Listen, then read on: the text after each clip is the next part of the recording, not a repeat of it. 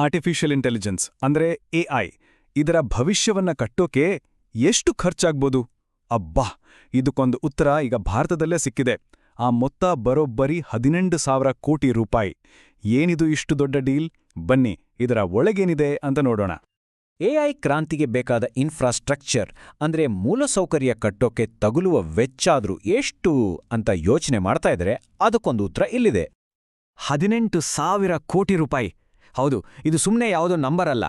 ಇದು Tata consultancy services ಅಂದ್ರೆ ನಮ್ಮ TCS ಮತ್ತು TPG ಅನ್ನೋ ಸಂಸ್ಥೆ ತಮ್ಮ ಹೊಸ ಎಐ ವೆಂಚರ್ನಲ್ಲಿ ಸುರಿತಿರೋ ದುಡ್ಡು.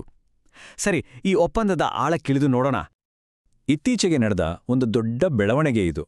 IT ದೈತ್ಯ TCS ತನ್ನ ಮಹತ್ವಾಕಾಂಕ್ಷಿಯ ಎಐ ಡೇಟಾ ಸೆಂಟರ್ ಬಿಸ್ನೆಸ್ಗೆ ಜೀವ ತುಂಬೋಕೆ ಒಂದು ಭಾರೀ ದೊಡ್ಡ ಪಾರ್ಟ್ನರ್ಶಿಪ್ ಮಾಡ್ಕೊಂಡಿದೆ. ಆ ಬಿಸ್ನೆಸ್ನ ಹೆಸರೇ ಹೈಪರ್ವಾಲ್ಟ್.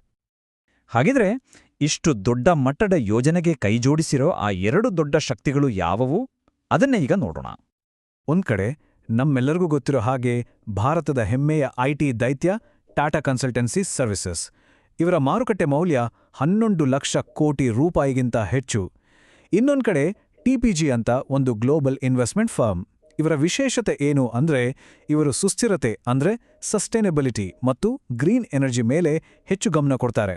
ಸೊ ಇದು ಟೆಕ್ನಾಲಜಿ ಮತ್ತು ಗ್ರೀನ್ ಇನ್ವೆಸ್ಟ್ಮೆಂಟ್ ಎರಡರ ಒಂದು ಪರ್ಫೆಕ್ಟ್ ಕಾಂಬಿನೇಷನ್ ಇದ್ದ ಹಾಗೆ. ಸರಿ, ಈ ಪಾರ್ಟ್ನರ್ಶಿಪ್ನ ಆರ್ಥಿಕ ವ್ಯವಸ್ಥೆ ಹೇಗಿದೆ ಅಂತ ನೋಡೋಣ ಬನ್ನಿ. ಅಂದ್ರೆ ಹಣಕಾಸಿನ ವಿಚಾರದಲ್ಲಿ ಈ ಡೀಲ್ನ ಒಳಗೇನಿದೆ? ಯಾಕಂದ್ರೆ ಇದರಲ್ಲಿ ಕೆಲವು ತುಂಬಾನೇ ನಿರ್ದಿಷ್ಟವಾದ ಕಂಡೀಷನ್ಸ್ಗಳಿವೆ. ಇಲ್ಲಿ ನೋಡಿ, ಮಾಲೀಕತ್ವದ ವಿಷಯಕ್ಕೆ ಬಂದ್ರೆ TCS ಹತ್ರ 51% ಶೇರ್ ಇರುತ್ತೆ. ಅಂದ್ರೆ ಬಹುಮತ ಅವರಡೆ, ಕಂಟ್ರೋಲ್ ಅವ್ರ ಕೈಯಲ್ಲೇ ಇರುತ್ತೆ. ಆದ್ರೆ TPG ಕೂಡ ಕಮ್ಮಿ ಏನಿಲ್ಲ. ಅವರತ್ರ 49% ಶೇರ್ ಇರೋದ್ರಿಂದ ಇವರು ಕೂಡ ಒಬ್ಬ ಪ್ರಬಲ ಪಾಲುದಾರರಾಗಿರ್ತಾರೆ. ಈ ಟೇಬಲ್ನಲ್ಲಿ ಇನ್ನಷ್ಟು ಡೀಟೇಲ್ಸ್ ಇದೆ. ಇಲ್ಲಿ ಗಮನಿಸಬೇಕಾದ್ದು TPG ಸುಮಾರು 8,820 ಕೋಟಿ ರೂಪಾಯಿವರೆಗೆ ಹೂಡಿಕೆ ಮಾಡ್ತಿದೆ. ಅಷ್ಟೇ ಅಲ್ಲ, ಕಂಪನಿಯ ಬೋರ್ಡ್ನಲ್ಲಿ ಅವರಿಗೆ 2 ಸ್ಥಾನಗಳು ಕೂಡ ಸಿಗುತ್ತೆ. ಅಂದ್ರೆ ಇದು ಕೇವಲ ದುಡ್ಡು ಹಾಕೋದು ಮಾತ್ರ ಅಲ್ಲ, ಪ್ರಮುಖ ನಿರ್ಧಾರಗಳನ್ನು ತಗೊಳ್ಳೋದ್ರಲ್ಲೂ ಅವರ ಪಾತ್ರ ಇರುತ್ತೆ ಅನ್ನೋದು ಸ್ಪಷ್ಟ. ಇನ್ನೊಂದು ಇಂಟ್ರೆಸ್ಟಿಂಗ್ ವಿಷಯ ಅಂದ್ರೆ ಈ ಪೂರ್ತಿ ದುಡ್ಡನ್ನ ಒಂದೇ ಸಲ ಹಾಕಲ್ಲ. ಬದಲಿಗೆ ಮುಂದಿನ ಕೆಲವು ವರ್ಷಗಳಲ್ಲಿ ಹಂತವಾಗಿ ಈ ಹೂಡಿಕೆ ನಡೆಯುತ್ತೆ. ಇದಕ್ಕೋಸ್ಕರ ಕಡ್ಡಾಯವಾಗಿ ಪರಿವರ್ತಿಸಬಹುದಾದ ಆದ್ಯತಾ ಷೇರುಗಳು ಅನ್ನೋ ಒಂದು ವಿಶೇಷವಾದ ಫಿನಾನ್ಷಿಯಲ್ ಇನ್ಸ್ಟ್ರೂಮೆಂಟ್ನ ಬಳಸ್ತಾರೆ. ಅಷ್ಟೇನಾ? ಇಲ್ಲ. ಈ ಒಪ್ಪಂದದಲ್ಲಿ 3 ವರ್ಷಗಳ ಲಾಕ್-ಇನ್ ಪೀರಿಯಡ್ ಕೂಡ ಇದೆ. ಇದರ ಅರ್ಥ ಏನು ಅಂದ್ರೆ TCS ಆಗ್ಲಿ TPG ಆಗ್ಲಿ 3 ವರ್ಷಗಳ ಕಾಲ ತಮ್ಮ ಷೇರುಗಳನ್ನ ಯಾರಿಗೂ ಮಾರುವಾಗಿಲ್ಲ. ಇದು ತೋರಿಸುತ್ತೆ ಇಬ್ಬರು ಈ ಪ್ರಾಜೆಕ್ಟ್ನ ಬಗ್ಗೆ ಎಷ್ಟು ಸೀರಿಯಸ್ ಆಗಿದ್ದಾರೆ ಮತ್ತೆ ಇದೊಂದು ಲಾಂಗ್ ಟರ್ಮ್ ಕಮಿಟ್ಮೆಂಟ್ ಅಂತ. ಆದ್ರೆ ಈ ದೊಡ್ಡ ನಂಬರ್ಗಳ ಆಚೆಗೆ ಒಂದು ದೊಡ್ಡ ದೃಷ್ಟಿಕೋನ ಇದೆ. ಇದು ಬರೀ ಹಣದ ವ್ಯವಹಾರ ಅಲ್ಲ, ಇದು ಎಐನ ಭವಿಷ್ಯ ಹೇಗಿರಬೇಕು ಅನ್ನೋ ಒಂದು ಶೇರ್ಡ್ ಸ್ಟ್ರಾಟಜಿ. TCSನ ಚೇರ್ಮನ್ N. ಚಂದ್ರಶೇಖರನ್ ಹೇಳೋ ಹಾಗೆ ಇದು ಸಿಂಪಲ್ ಆಗಿ ಡಿಮ್ಯಾಂಡ್ ಮತ್ತು ಸಪ್ಲೈ ಕಥೆ. ಇವತ್ತು ಎಐಗೆ ಇರೋ ಬೇಡಿಕೆ ಅಷ್ಟಷ್ಟಲ್ಲ. ಚಾಟ್ಬಾಟ್ಗಳಿಂದ ಹಿಡಿದು ದೊಡ್ಡ ಸೈಂಟಿಫಿಕ್ ರಿಸರ್ಚ್ವರೆಗೆ ಎಲ್ಲ ಕಡೆನೂ ಎಐ ಬೇಕು. ಈ ಬೇಡಿಕೆ ದಿನೇ ಜಾಸ್ತಿ ಆಗ್ತಾನೆ ಇದೆ. ಅದಕ್ಕೆ ಬೇಕಾದ ಬೃಹತ್ ಇನ್ಫ್ರಾಸ್ಟ್ರಕ್ಚರ್ ಕಟ್ಟೋದೇ ನಮ್ಮ ಗುರಿ ಅಂತ ಅವ್ರು ಹೇಳ್ತಾರೆ.